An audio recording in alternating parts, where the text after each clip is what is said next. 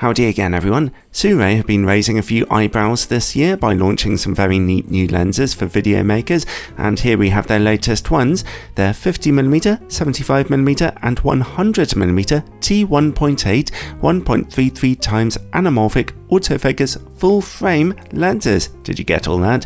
Which they have named Astra. These are full-frame autofocus or anamorphic lenses, which also have improved build quality over Sirui's older aps-c versions of the lens when it comes to manual focus control, and I'll talk about that more in a moment. These new full-frame lenses are going up for sale on Kickstarter a couple of days after I published this video. There's a link in the description below, and they have an early bird price of $800 per lens or $2,400 for the set of 3 with a carry case. And they're available with a blue flaring pattern or normal flaring. They come with a 3-year warranty and will be available for L-mount, Nikon Z or Sony E-mount cameras. I'll be reviewing the 3 lenses separately, as I found they each performed a little differently. In this video, I'll be covering the 75mm optic. I'd like to thank Sirui very much for sending me early samples of these 3 lenses for testing, although, as usual, this is a totally independent review, and I should stress that these were early samples of the lenses. Some of their features or issues might get tweaked or changed before the final product. I'll try and tell you about that in the description below if they do. These lenses feature a 1.33x projection ratio, stretching your image vertically, so you can stretch it back horizontally to keep better resolution for widescreen video work, as well as getting distinctive bokeh and flaring effects. It certainly seems like anamorphic lenses continue to capture the interest of video makers. They don't often have great technical image quality and sharpness due to the complex nature of their anamorphic optics, but they do offer a really interesting style, and video makers often looking for something to make their work stand out from the crowd.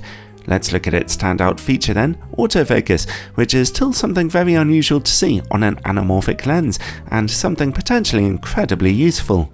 I tested this lens's autofocus pretty extensively. If you set your camera's autofocus speed to a lower level, I found level 3 out of 7 worked best on my Sony a7CR camera. Then the autofocus works really nicely, travelling smoothly and locking onto your subject very happily.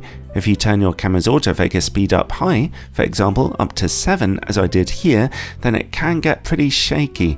It wasn't so much of an issue on the 50mm lens I tested, but it is a problem on this 75. Video shooters normally keep their autofocus speeds down though anyway for a smoother focus pull effect, so this isn't an especially black mark in my opinion, but still keep your video autofocus speeds down to level 3 or lower for good results. The lens's build quality is quite tough and metallic, and it's obviously fairly big, as you can see. At 650 grams or just under 1.5 pounds, it does have a little weight to it. Something nice to see is a weather sealing gasket around the metallic rear mount, as well as a USB-C port for future firmware updates. The rear aperture ring has metal grooves for follow focus rigs and can be set to turn smoothly for video work or with nice positive clicks in case you're the kind of guy or girl who wants things set in place a little more firmly. Unlike Sirui's earlier aps-c versions of these lenses, you can lock the aperture ring in or out of camera controlled mode on these new full frame lenses. On the side you also get an auto manual focus switch and an autofocus hold button. Then we get the lens's manual focus ring, which is improved over the earlier aps-c lenses. It too is made of metal and features the same deep grooves as the aperture ring.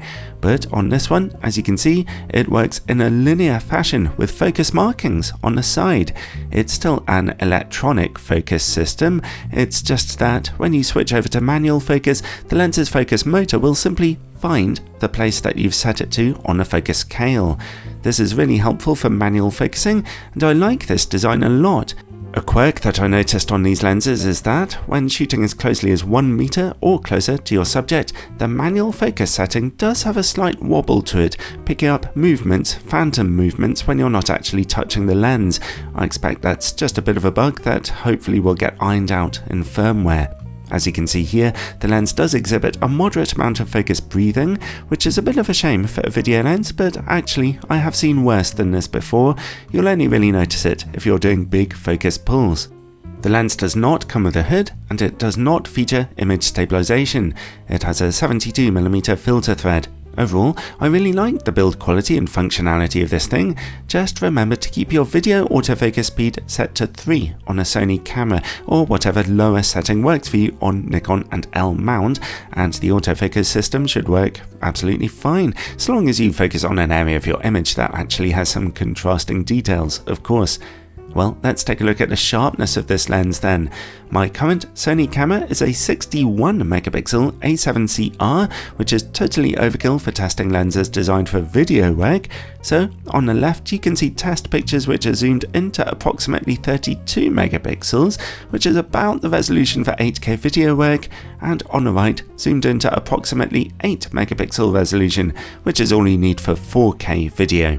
At T1.8, in the middle of the image, contrast is good, but sharpness is low, especially when you look at 8K footage.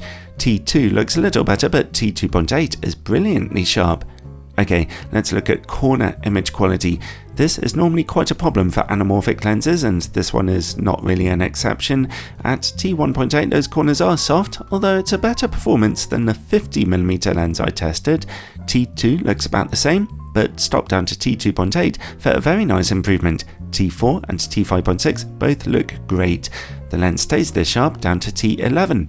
So, as usual for an anamorphic lens, corner image quality is poor at brighter apertures, although the good news is that if you stop down to T4 or T5.6, you can actually get some great sharpness from corner to corner if you're shooting a critical scene.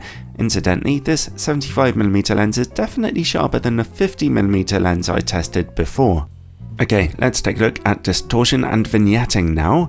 Anamorphic lenses tend to project your image a little oddly, and we can indeed see a pincushion distortion pinch in the image edges here. Vignetting is quite strong at T1.8, at T2.8 and T4, corner brightness increases, but you'll always have some vignetting to take care of here. The lens's minimum focus distance is 60 cm. Close-up image quality is softer at T1.8 than at normal distances with lower contrast. T2 looks the same. At T2.8 we get a good improvement though, and at T4 we get great sharpness. Next, work against bright light, and this lens is deliberately designed to give you strong horizontal flaring effect, which it happily does for you.